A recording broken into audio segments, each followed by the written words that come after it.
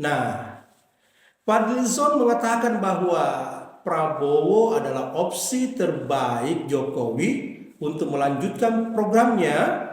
Berarti ya, secara tidak langsung malah Fadlizon mengakui kinerja Jokowi. Padahal sebelumnya ini Fadlizon paling getol sok kritik ke Pak Jokowi.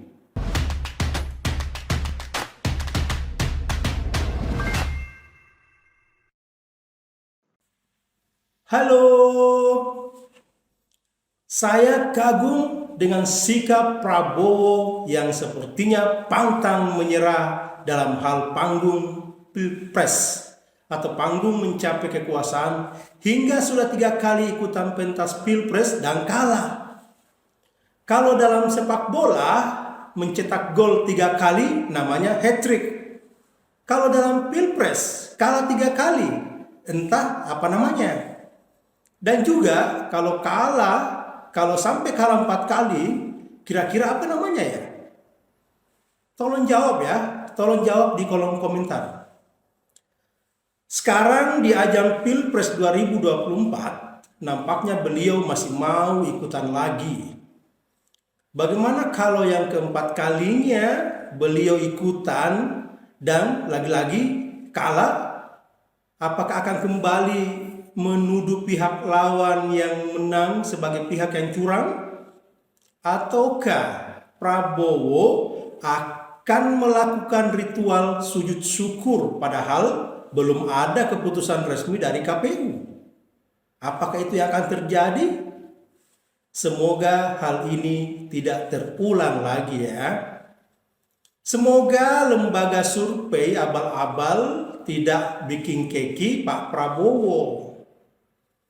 Bagi Prabowo, tampaknya kursi presiden harus diraih selama masih memungkinkan.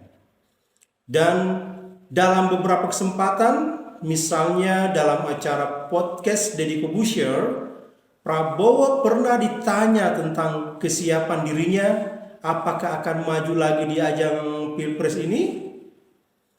Kalau tidak salah, edisi podcast ini diadakan pada tahun lalu. Dan jawaban Prabowo adalah standar-standar saja, yaitu jika rakyat masih menghendaki. Kira-kira begitu jawaban Pak Prabowo. Jadi, lagi-lagi atas nama rakyat pun digunakan. Tidak jauh beda dengan beberapa caleg yang juga mengatasnamakan rakyat. Namun siapa yang akan peduli jika rakyat masih banyak yang susah? Jika mau jujur dan membandingkan antara kegesitan Pak Jokowi dan Pak Prabowo, ini sangat jauh. Dan kebiasaan belusukan Pak Jokowi ini tentu saja tidak bisa ditiru oleh Pak Prabowo. Jadi kalau Pak Prabowo sampai jadi presiden, maka apakah ia mampu turun ke lapangan sehingga tidak mudah dibohongi bawahannya? Atau dipermainkan oleh bawahannya begitu? Pak Jokowi sering belusukan agar tahu bagaimana kondisi di lapangan. Mungkin ada kaitannya dengan keputusan atau kebijakan yang akan dikeluarkannya. Sedangkan Pak Prabowo, kayaknya kalau bukan musim Pilpres begini, beliau sulit turun ke akar rumput. Dan bisa jadi Pak Prabowo hanya mensuplai data dari para pembisiknya. Apalagi kalau orang seperti Fadlizon. Maka ini sangat riskan. Pak Prabowo rawan mengeluarkan kebijakan yang keliru. Dan ketika Fadlizon berkata bahwa Prabowo adalah opsi terbaik bagi Jokowi lanjutkan programnya, maka ini sulit dipercaya. Karena apa yang dikatakan oleh Fadlizon ini bisa mengandung motif rayuan semata. Bukan benar-benar sebagai perkataan yang jujur dan ikhlas. Bukan sama sekali. Dan sebagaimana yang sudah kita ketahui bahwa sepak terjang Fadlizon suka menyerang pemerintah sebelum-sebelumnya ini. Jadi bagaimana bisa mempercayai apa yang disampaikan Fadlizon saat ini? Bahkan masih ingat soal kasus Ratna Sarumpait yang sangat menghebohkan itu. Dikabarkan Fadlizon punya andil besar untuk membuat sandiwara paling konyol dan paling jelas kebohongannya. Dan untunglah keburu ketahuan bahwa Ratna Sarumpait hanya sedang operasi plastik gitu. Jadi bukan digebukin. Tapi Fadlizon di sini rupanya tak tersentuh hukum. Luar biasa ya. Nah, Fadlizon tentu harus berhati-hati agar nama Prabowo bisa menggait hati para pendukung Jokowi. Kecuali para pendukung Jokowi yang sudah menyeberang lebih dahulu karena alasan ekonomi mungkin. Nah, Fadlizon mengatakan bahwa Prabowo adalah opsi terbaik Jokowi untuk melanjutkan programnya. Berarti ya secara tidak langsung malah Fadlizon mengakui kinerja Jokowi. Padahal sebelumnya ini Fadlizon paling getol sok kritik ke Pak Jokowi.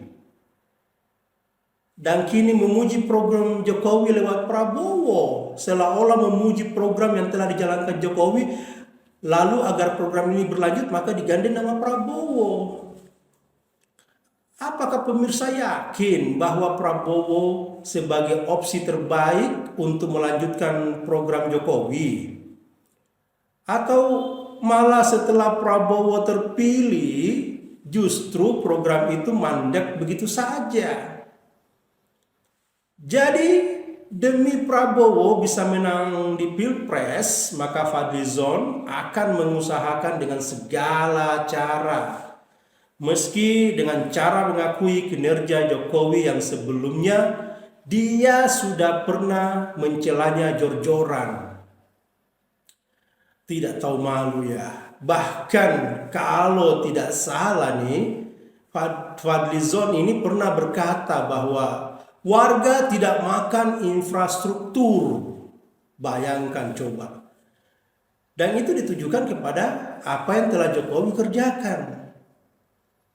Dan kini Fadlizon membawa nama Prabowo yang diklaim sebagai opsi terbaik melanjutkan program Jokowi. Ini adalah gombal semata, ya gombal. Rayuan gombal ini. Jadi kadang nih saya bertanya-tanya, apakah keinginan Prabowo untuk meraih kursi presiden adalah demi untuk rakyat atau ambisi pribadi saja? Apakah ambisi Pak Prabowo ini selalu menggebu-gebu setelah kembali dari Yordania? Sebelumnya Pak Jokowi seperti mengendorse Pak Prabowo, tetapi juga mengangkat Pak Ganjar Pranowo. Seperti yang pernah kita saksikan di tengah sawah. Mereka bertiga begitu akrab dan santai.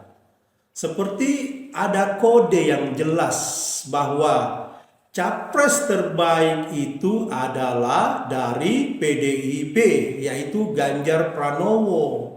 Dan demi untuk rakyat, maka Pak Prabowo bisa mendampingi Pak Ganjar Pranowo sebagai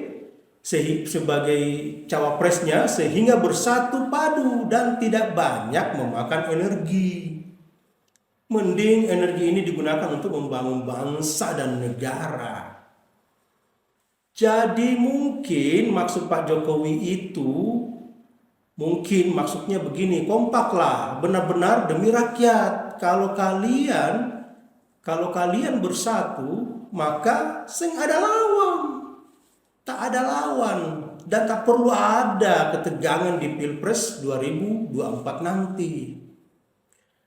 Maka pembangunan bisa lancar, dan apalagi mengingat umur Pak Prabowo sudah kepala 7, maka sebaiknya harus tetap menjaga emosi. Jangan sampai nanti di Pilpres 2024 akan terulang lagi sebagaimana di Pilpres 2019 yang sempat gebrak meja di panggung. Suka emosi itu tidak baik loh. Tidak baik buat kesehatan. Bisa menyebabkan darah tinggi dan bisa menyebabkan juga gejala stroke. Jadi sungguh disayangkan soal cawapres beberapa waktu lalu ini, Pak Prabowo itu berkata dengan pungahnya dengan mengatakan, cawapres, partai saya besar loh. Nah, dari sini sudah bisa dibaca bahwa ego Pak Prabowo masih tinggi dan tidak mau menerima dirinya diposisikan sebagai cawapres. Tapi itu hak Pak Prabowo sendirilah, tidak apa-apa. Namun ini sebagai ide ya, maka karena itulah muncul lagi pertanyaan ini.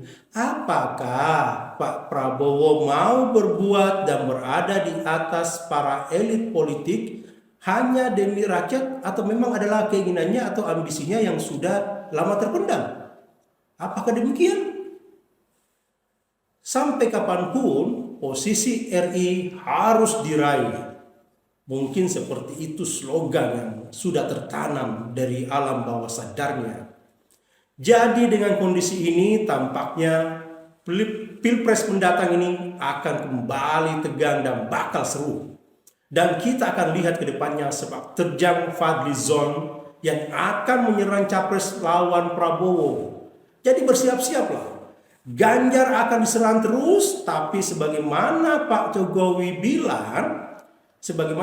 bilang bahwa Pak Ganjar itu pemberani dan punya nyali, maka tidak mudah deh para lawan menyerangnya. Tidak mudah para lawan menyerang Pak Ganjar. Jadi optimis.